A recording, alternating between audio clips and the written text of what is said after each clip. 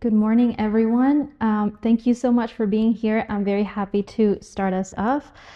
Thank you so much to the Decorative Arts Trust, to the Jeanrette Foundation for inviting me. I'm very honored and just happy to be here with you today. Between around the 1560s and through 1815, a maritime commercial route known as the Manila Galleons connected the city of Manila with Acapulco, two essential nodes of the Spanish Empire that enabled the direct artistic exchange between Asia and the Spanish Americas. Among others, textiles, lacquerware, porcelain, and ivories flooded the Pacific coast of the Americas, and galleons returned laden with silver and other goods. Along this bustling trade, not only objects but also their materialities, technical knowledge, endemic materials, and a corpus of values and associations tied to their affective qualities travel from coast to coast. Over the past couple of years, I have selected and examined 4 objects made in the Spanish Americas: a Peruvian poncho, a Colombian tabletop, a Mexican writing desk, and a folding screen that reveal in their iconography as well as materiality their maker's embeddedness within and response to the Transpacific trade. What I have found as a through line amongst these objects is that affective qualities associated with the capture, amplification, and reflection of light, generating luster, shimmer, and polish, through a deliberate and intentional employment of materials was crucial not only as a sign of value, but I argue as indexes of Asian imaginaries.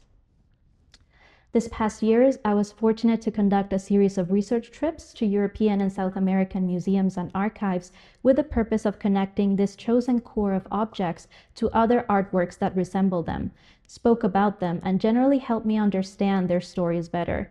I visited Lima, Madrid, Lyon, Seville, and Lisbon and examined hundreds of objects, an undertaking that I had not been able to reflect upon until now. This talk presented me with the opportunity to look back upon the rich constellation of objects I have gathered and identify compelling questions and connections for my ongoing dissertation. In this presentation, I will introduce you to the 4 objects that constitute my focus of research and present you with the constellations and networks that I have been able to trace with other objects and archival material dispersed across Latin America and Europe. I'll start with a little bit of context. So following the Spanish conquest of the Philippines in the 1560s, the Spanish crown established the Manila Galleon trade, whose goal was to supply Iberian Spaniards with Asian goods using the Spanish-American ports as mere layovers. Control of Manila allowed the Spanish access to the broader, pre-established South China Sea commercial routes, facilitating trade with regions like India, Japan, Indonesia, and China. Against the crown's intentions, merchants throughout the Spanish Americas started to retain a large portion of the relatively inexpensive Asian commodities to trade within the viceroyalties, distributing them through a complex system of sea, riverine, and terrestrial routes that connected South, Central, and North America. As an emerging hub of transoceanic and transcontinental trade, visualizing the Pacific and its desirable coasts became a crucial element of the Spanish colonial enterprise. The Malaspina expedition, for example, journeyed from Cadiz around Cape Horn, continuing north along the Pacific coast from Chile to Alaska, crossing over to Manila, Macau, and southbound to New Zealand and Tonga before setting out on their return journey to Spain. As key tools in the process of investigating, ordering, and possessing, the Malaspina artists created biased images of a fertile territory populated with docile inhabitants open for colonization. In this context of colonial trade, travel, and expedition, exchanged objects created a tight commercial net that mobilized iconographies and materialities. Internationally desirable commodities like Indo-Portuguese colchas or Indian palampor found a prolific market among the Spanish-American clients, as evidenced by embroidered ponchos, coverlets, and tapestries that similarly combined biblical motifs, classical foliate ornament, and Persian-derived concentric arrangements. Indigenous textile makers, heirs to deeply rooted, long-standing traditions of textile primacy, comfortably incorporated and reinterpreted these incoming aesthetics, employing local materials and reconceptualizing local motifs. East and South Asian lacquered and inlaid furnishings for both domestic and religious use were particularly popular in the Americas, bringing in not only new types of furniture but also new ways of conceiving and arranging space. Desks, tabletops, and writing cabinets introduced a complex of body postures that reinforced the imposition of alphabetic literacy to indigenous populations that were accustomed to completely different corporeal experiences. However, the aesthetic effects of iridescence and shine generated by the mother of pearl against inky lacquer were more familiar to indigenous cultures that habitually utilized feathers, seashells, gold, and gems for adornment. Objects and materials were also exported from the Americas, including cochineal dyes and pigments, a source that provided a wide range of colors from purple reds with a level of brightness, depth, and color fastness previously unattainable in Europe. Equally fascinating and elusive, European scientists, travelers, and even spies attempted to understand the nature of the cochineal bug, a treasured knowledge guarded by indigenous populations in the regions of Oaxaca and the Andes. Royal officials carefully illustrated the cochineal cultivation, life cycle, and processing, documents that were kept confidential to maintain the monopoly of the coloring agent. An equally desirable dye, palo de Campeche or logwood, a type of tree native to the Yucatan Peninsula, yielded hues from brownish red to purplish black with a depth and shine that had been difficult to achieve in Europe and that was extremely sought after by Spanish aristocracies and Dutch merchant elites. Other alluring commodities included the emeralds unearthed by indigenous Wards and enslaved Africans from the mines of Muso in what is now Colombia. Highly valued in the Spanish American and Iberian elites and aristocracies, it might be surprising to know that these gems were also appreciated in the Mughal courts of India, where according to Islamic tradition, the sparkling green symbolized the color of paradise. Now, with that little bit of context, I want to get into the 4 objects that I'm currently studying as examples of Transpacific materiality, starting with this 18th century Peruvian poncho, a type of Andean loose-fitting garment with a hole in the center for the head to pass through. Currently at the Museo de Arte de Lima, or Mali, in Peru, this 18th century textile was acquired by New York-based collectors and Cornell alumni Drs. Jivak and Banu Parpia, owners of one of the most significant private collections of Indian textiles outside of India. In their quest for Indo-Portuguese colchas, the poncho's luxurious silk thread work that contrasts against a deep blue cotton background, the concentric Persian-like composition, and the abundant iconography combining plant, animal, mythical, and Christian motifs resonated with the designs and materials of 16th and 17th century Bengal embroideries made for the Portuguese market. Soon after, however, the Parpias realized the presence of alpaca fibers enmeshed in the silk embroidery, which revealed an Andean origin. Thus, it was a closer look at the poncho's materiality, a decidedly Andean combination of cotton and camelid fibers complemented with silk threads that contravened what the surface proclaimed. The identification of local dyes would be another way in which materiality could expose the Andean identity of this textile. Evidently, experiments dyeing imported fibers like silk with local dyes like cochineal, indigo, or as seen in this example on the screen, safflower, were projects commonly sponsored by the Crown with the purpose of monetizing local resources as well as indigenous labor. Because of the mobility that the poncho allowed, freeing arms and legs while also providing an additional layer of warmth, the garment was used in both rural and urban contexts and famously for horseback riding. The silver spurs, buckles, and velvet-covered saddles embroidered in gold and silver completing the outfit. It is compelling to imagine this poncho in this equestrian context, the silvery shine of the silk and camelid fibers reflecting the light in tune with the horse's gallop, and the sheen of the threads echoed by the silver accessories ornamenting the outfit. Evidently, the textile similarities to European tapestries and wall hangings contribute to the erasure of the poncho's use as a garment, and the fact that people would have appreciated its luster and shimmer when it was in motion, draping the human body.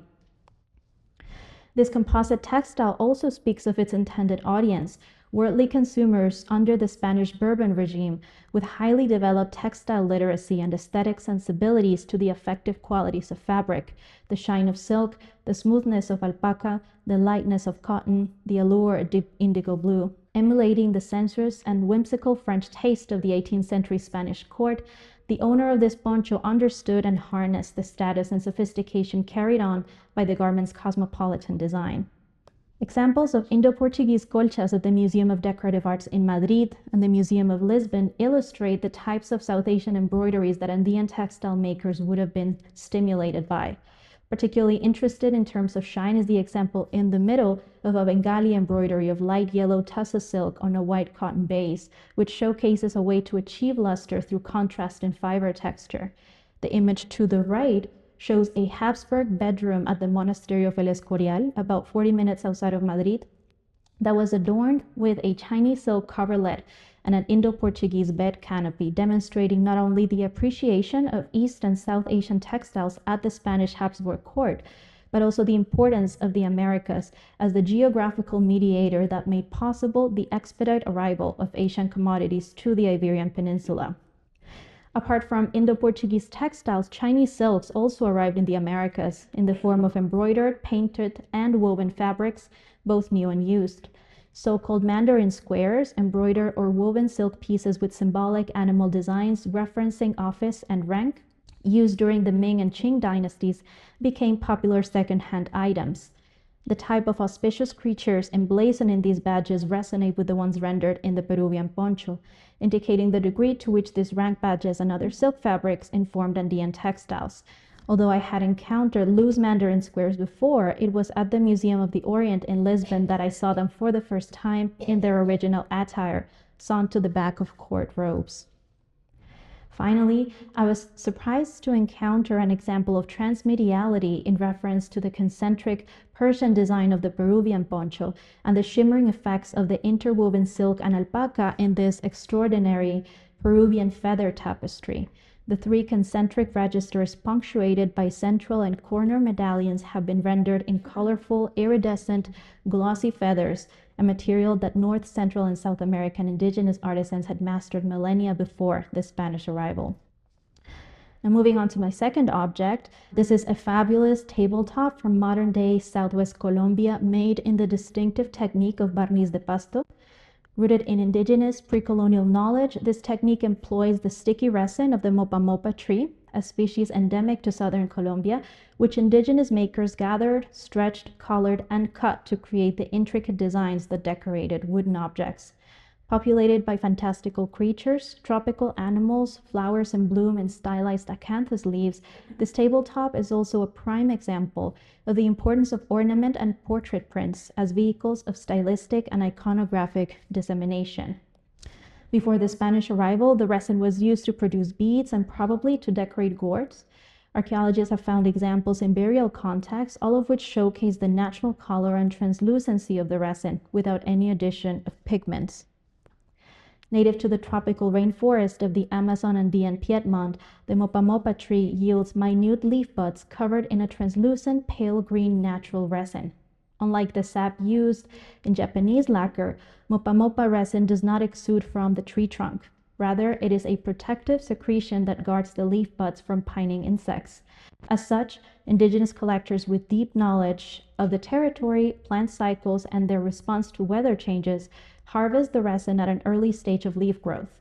Afterwards, indigenous collectors and merchants would press it into blocks and supply it to barnizadores or lacquer artisans for further processing, coloring, and application on a variety of wooden objects.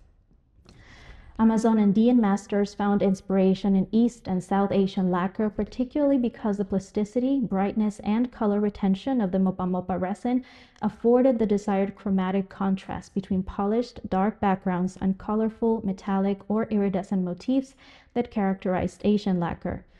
The addition of silver and gold leaf sandwiched in between layers of resin to increase the luminosity of the material could have been a response to the Japanese shurushi lacquerware with designs sprinkled in gold dust. Moreover, I believe the iridescence and sparkle of mother-of-pearl inlaid furniture coming from India, China, and Japan inspired barnizadores to create jeweled effects with the mopa mopa resin through specific color tones and contrasts. A pair of Chinese bowls from the Johnson Museum collection exhibit the iridescent shine of mother-of-pearl inlay that was so desirable in the Spanish Americas. A central scene of scholars strolling and discussing in a garden surrounded by crooked trees and boulders is framed by a geometric ornamental pattern around the bowl's rim and base. Rendered in mother-of-pearl, these narratives and decorative elements glisten in jewel tones of emerald green, turquoise blue, fuchsia, and lilac. The central frame of the barniz de pasto tabletop achieves a similar iridescent effect, highlighting in sky blue and white specific details, including the lions, hunting dogs, griffins, and a few tendrils and vines. The ornamental pattern of inlaid mother-of-pearl rosettes and rhombuses on the rim and foot of the bowls are also echoed in the diminutive decorative rosettes in the Barniz de Pasto tabletop, similarly composed of diamond-shaped leaves and arranged to frame the central image. Thus, indigenous barnizadores achieved a similar sparkling iridescent effect of the mother-of-pearl using natural pigments and the translucency and reflectivity of the mopa mopa resin. At a period where overseas business and communication was conducted primarily over written documents, furniture like tables, writing cabinets, and desks developed to fit a diplomatic lifestyle in which local and international geographies were constantly in dialogue. This is the third object I want to bring your attention to, a writing cabinet by noble indigenous artist José Manuel de la Cerda, made in Michoacán, the Viceroyalty of New Spain, now Mexico. The cabinet exhibits an ebony-colored background overlaid with golden painted landscapes and military scenes. The lid and the two front doors of the cabinet swing open to reveal an assortment of drawers of varied sizes. Preserving the striking contrast between the inky black background and the lustrous gold overleaf of Japanese lacquerware, the new Spanish artist would have used a combination of aje, a fatty acid obtained from an insect of the same name, and chia oil to create the polished surface instead of the traditional urushi lacquer used in China and Japan, or the linseed oil used in Europe. Endemic to Mesoamerica, both aje and chia oil had been used since pre-Hispanic times by indigenous groups like the Purépecha for artistic, culinary, and medicinal uses, although the crops were nearly decimated and their use strictly regulated with the Spanish arrival. One of the only furniture artists in colonial Latin America to achieve celebrity and sign his work, José Manuel de la Cerda, the maker of this writing cabinet, created exceptional lacquered objects that, in the words of Spanish friar Francisco de Ajofrin, quote, in fineness and luster exceed Chinese lacquer and are possessions suitable for persons of very high status, end quote, which included the Marquesa de Cruillas, vice-reine of Mexico, whose coat of arms is depicted in this batea, or tray. In de la Cerda's workshop, scenes of weeping willows swaying over idyllic pagodas, flowering plums, and cranes painted in gold, white, and red neighbor equestrian themes of horse riders with lances and strolling couples dressed in red waistcoats and flowing gowns of silk lace. Similar to the Barniz de Pasto artisans, Michoacán lacquerers seem to have also applied white pigment in minute details to deliberately generate the gleaming effect of the incrustation of shell, mother of pearl, or even ivory, maximizing the shimmering potential of natural pigments. Acclaimed for their ability to match and exceed Chinese luster, indigenous artisans from Michoacán were not considered mere copyists and imitators, but rather ingenious inventors of arts unheard of in Europe. The monastery of El Escorial, in fact, holds this 1540 illustrated manuscript titled Relación de Michoacán, which describes the ceremonies, rituals, and governance of the pre-Hispanic Tarascan or Purépecha Empire, which roughly covered the area of present-day state of Michoacán. I believe this could be a wonderful ethnohistorical source to understand the use and significance of endemic materials like aje and chia oil, which were later used to recreate the glistening effects of East Asian lacquer. Now I want to end with this final case study, the folding screen, which is known as a biombo in Mexico. Made from several joined panels bearing decorative paintings, these folding screens were inspired by Japanese lacquered screens known as byobu, whose surfaces were the preferred medium for memorializing places like the environs of the cities of Kyoto or Edo. The profuse use of gold leaf to render clouds or mountains infused these East Asian scenes with an otherworldly quality and was one of the preferred stylistic adaptations of Mexican biombo painters, who famously also rendered clouds in gold. Both Chinese and Japanese folding screens were common in Spanish-American homes, introducing not only a new type of domestic furnishing, but also a new canvas in which artists could render magnificent cartographic views of landscapes, both real and imagined. The architectural structure of the folding screens provided three-dimensionality to the depicted spaces, allowing the viewer to navigate the streets, buildings, and plazas commonly illustrated. An example of the Museum of the Orient in Lisbon demonstrates the cartographic use of the folding screen, which showcases bird's-eye views of the commercial cities of Canton and Macau. Rendered in black, red, and gold, the images represent the maritime and terrestrial spaces of both cities, likely derived from print sources. As such, folding screens throughout Spanish-American homes opened up views of faraway regions as much as they functioned as barriers to delimit spaces.